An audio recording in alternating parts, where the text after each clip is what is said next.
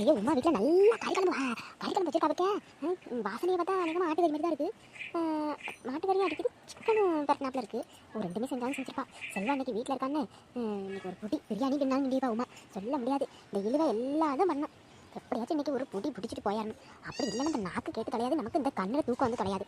இன்னைக்கு எப்படியாச்சும் கொஞ்சோண்டு குழம்பு நவட்டிக்கிட்டு போயிடணும் உமா கிட்ட. உமா உமா உமா கறி குழம்பு வச்சு வச்சுட்டு வீட்டை பூட்டிட்டு கிடக்குறாளோ, கிச்சனை பூட்டிட்டா இருக்கு. சன்னெல்லாம் அடைச்சி வச்சிருவாளே. இன்னைக்கு எப்படியும் இந்த வாசனை வெளியில் வந்து நம்ம வேற வந்துட்டோம்.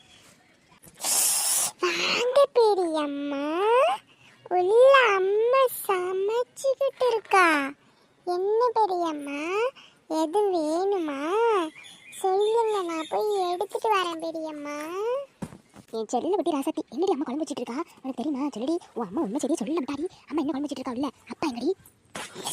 பெரியம்மா, அம்மா வந்து கறி குழம்பு வச்சிட்டு இருக்கு. அப்பா மட்டனு, சிக்கனு, மீன் எல்லாம் எடுத்துட்டு வந்தாங்க. அப்பா கழுவியும் கொடுத்துட்டாங்க. அம்மா எல்லாத்தையும் செஞ்சுக்கிட்டு இருக்கு.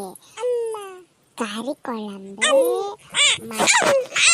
மட்டன் கிரேவி, சிக்கன் குழம்பு, மீன் குழம்பு கொஞ்சம், மீன் வறுவல், சிக்கன் பொரிச்சிச்சு. அம்மா எனக்கு லாலிபப் சிக்கன் செஞ்சுருக்கு.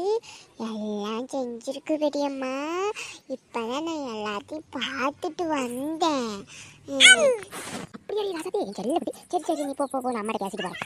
உமா இருந்தாலும் உமா வீட்டுக்குள்ளே என்ன பண்ணுறான்னு தெரியல. கட்டி பிடிச்சி தான் கேட்குது. எவ்வளோ உமா எப்பயாவது எடுத்தவன் மொத்தம் கண்டுபிடிச்சி வந்துட்டாலே.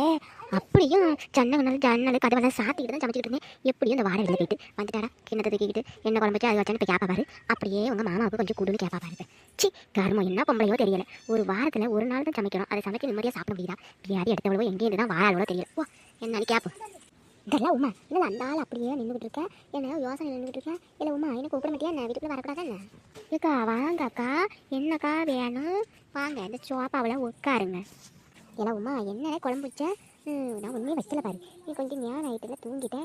உங்கள் மாமா வந்து நின்றுக்கிட்டு சோறு போடுன்னு சொல்கிறாரு. திடீர்னு என்ன ஒன்றும் குழம்பு இல்லை. கொஞ்சோண்டு சாதத்தை வச்சு வச்சுட்டு அந்த ஆளை படுத்தவுமா கண்ணை சொல்லிட்டேன். திடீர்னு சாப்பாடு போடுன்னு கேட்குறாரு. ஒன்றுமே இல்லை உமா, நீ கொஞ்சோண்டு ஏதாச்சும் ஒரு பழைய குழம்பு வச்சுருந்தாலும் கொடுமா. தலையை வலிச்சிச்சு நான் படுத்துட்டேங்கன்னு சொல்லி சமாளிச்சுக்கிறேன். கொடுமா கொஞ்சோண்டு இருந்தால் கொடுமா.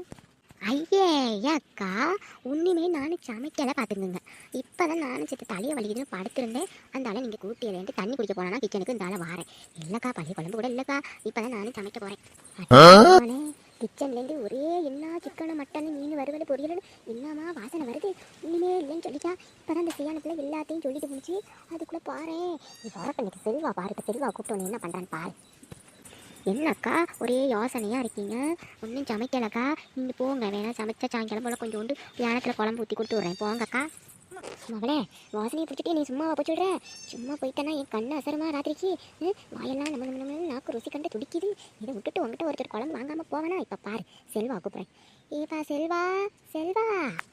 ஏக்கா அவர் கூப்பிடுறியா? என்னக்கா என்னாச்சு? ஏன் அவர் கூப்பிட்டு இருக்கீங்கப்பா? அவர் லேப்டாப்பில் ஒர்க்கில் இருக்காருக்கா. இப்போ வர மாட்டார். முதல்ல நானே ரூமுக்கு போனேன். ஒரே சத்தம் போட்டார். ஒயாமி நீ ஏன் கூப்பிட்டு இருக்க அப்படின்னு. அவர் கூப்பிடாதீங்க.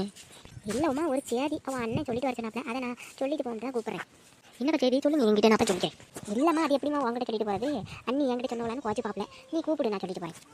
தேதி எடுத்தவ குழம்பு வலிச்சு போக மாட்டா இருக்க. ஐயோ செல்வா வேற வந்தான்னா நீ அதுக்கு புதுசாக சொல்லிடுவா. ஐயோ இப்போ என்ன பண்ணுறது? ஏங்க இந்த வாரம்மா வாரம் இரு. மதனி வாங்க மதனி, எப்போ வந்தீங்க? நல்லா இருக்கீங்களா? ஊருக்குள்ளேயே தான் இருக்கீங்க. பக்கத்து வீடு தான். கடைசியில் உங்களை பார்க்கவே முடியல. போங்க. நல்லா இருக்கேன் சார், நல்லா இருக்கேன். எங்கே நீ வீட்டுக்கு ஆளே காணும் வரமாட்டேன் அப்படின்ட்டு வந்து வச்சுக்காரு. அதனால தான் சரி வந்து பார்த்து பேசிட்டு போட்டு வந்தேன். வேலை பார்த்துக்குங்க. அங்கிட்டு இங்கிட்டு கிளம்ப முடியல. நைட்டு 10 மணி ஆனாலும் அந்த லேப்டாப் முன்னாடியே தான் இருக்கேன். வேலை ஒய மாட்டுது. ஒருத்த மாற்றி ஒர்க்கு ப்ரெஷரு ரொம்ப டார்ச்சரு. அதனால தான் மதனி அங்கிட்டு இங்கிட்டு போக முடியலை. மற்றபடி வேற ஒன்றும் இல்லை மதனி. இப்போ எங்கள் அண்ணன் வீட்டில் இருக்காப்லையே அண்ணன். அண்ணன் வீட்டில் இருக்காப்ல. இப்போ தான் சாப்பிட்டு வந்தாங்க. வீட்டில் இருக்காப்ல செல்வா. மதனி நீங்கள் சாப்பிட்டுட்டு அண்ணனுக்கு கொஞ்சம் குழம்பு எடுத்துகிட்டு போங்க. மட்டன் சிக்கன் மட்டன் மீன் எல்லாம் வாங்கி கொடுத்த மாதிரி நீங்கள் ஞாயிற்றுக்கிழமை பற்றில நான் வாரத்தில் ஒரு நாள் தான் இப்படி சமைக்க முடியும். எல்லாம் எடுத்து கொடுத்துருக்கேன். நீங்கள் சாப்பிட்டுட்டு அண்ணனுக்கும் கொஞ்சம் வாங்கிட்டு போங்க. கூடவே நிறையா தான் மதனி எடுத்துகிட்டு வந்திருக்கேன். சாப்பிட்டு வாங்கிட்டு போங்க. எனக்கு கொஞ்சம் வேலை இருக்கு மதனி. நான் ஈவினிங் போல் வாரேன். மகளே உமா குழம்பு வைக்கிறோம் அதிலே கொடுத்துருந்தா கொஞ்சோண்டா இருக்குமா? எப்படியாவது தொங்க போட்டுட்டு வந்திருக்கேன் குழம்புனக்க. என்ன பொம்பளையோ தெரியலமா. இதெல்லாம் ஒரு செம்மம் என்ன செம்மமா தெரியலப்போ.